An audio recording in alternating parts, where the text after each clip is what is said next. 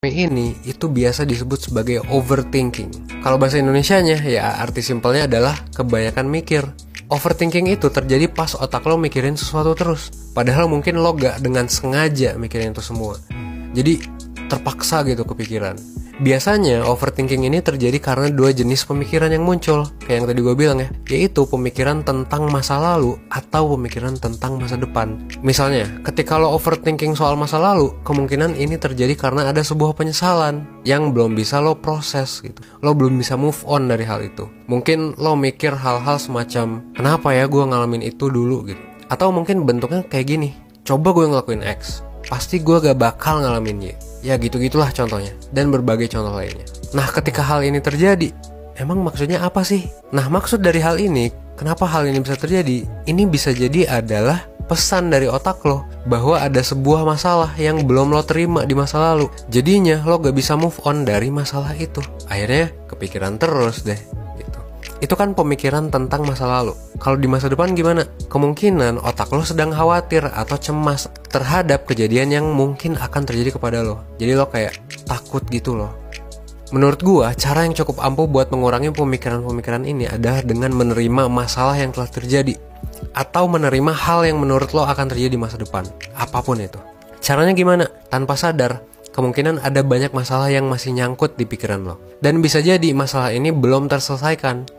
Nah, yang menariknya adalah kalau misalnya ada orang nih yang nanya sekarang sama lo tentang masalah yang lo alami, tentang overthinking lo itu, kemungkinan besar lo akan sulit untuk menjawab masalahnya itu apa.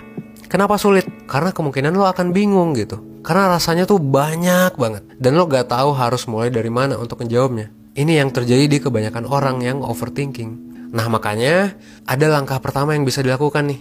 Langkah pertamanya apa? Pertama, lo perlu untuk mulai ngelis sebetulnya masalah-masalah apa yang lo pikirkan, dan pemikiran-pemikiran apa sih yang selalu lalu lalang di pikiran lo pas lo lagi overthinking. Saran gue sih jangan cuma dipikirin di otak doang. Coba masalah itu lo bikin listnya dalam bentuk tulisan. Kenapa harus ditulis? Karena seringkali lo gak sadar bahwa terkadang apa yang banyak lo pikirkan saat lo overthinking itu mungkin udah lo pikirin banyak juga sebelumnya. Jadinya overthinking terus. Kenapa? Karena sebelumnya mungkin lo gak nulis. Otak lo jadinya mikirin dari awal lagi semuanya. Masalahnya dipikirin, wah dari A sampai Z gitu. Dan ini bisa jadi ngebuat seolah-olah masalahnya tuh gak pernah diselesaikan di otak lo. Padahal mungkin emang gak pernah ditulisin aja gitu kan. Dengan lo menuliskan masalah lo, kalau misalnya suatu saat lo mulai overthinking, lo bisa tuh ngecek tulisan lo sebelumnya. Kalau sebelumnya udah lo pikirin, ya lo tinggal mikirin lanjutannya aja. Gak usah mikirin dari awal lagi. Jadi kalau lo udah nulis, secara gak langsung akan ada struktur berpikir yang lo terapkan gitu. Ini juga sama kayak yang udah gue bahas di video gimana cara menghadapi kegagalan dan pentingnya refleksi diri. Refleksi ini dalam bentuk menulis ini bakal bikin pemikiran lo jadi terstruktur dan jadi lebih tenang. Menariknya gini, selain nulis ini bakal bikin pemikiran lo terstruktur ya, nulis ini juga dampaknya gini. Secara langsung kan lo memindahkan masalah-masalah lo yang menumpuk ke media lain tuh. Ya misalnya dalam bentuk tulisan gitu kan.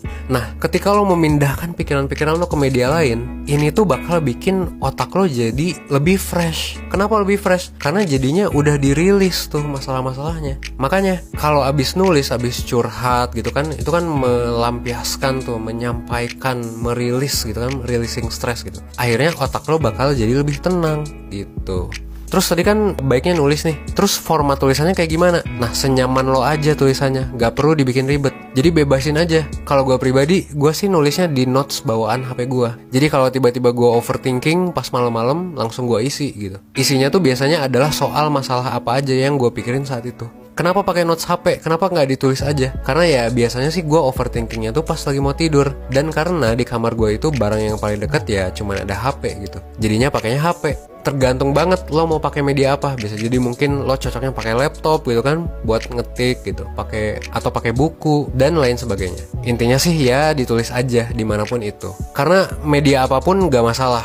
Dan sebenarnya ada juga sih cara lain yang efektif buat mengatasi overthinking. Nah, salah satunya adalah mindfulness. Tapi mungkin itu bakal gue bahas di video sendiri nanti. Buat sekarang lo bisa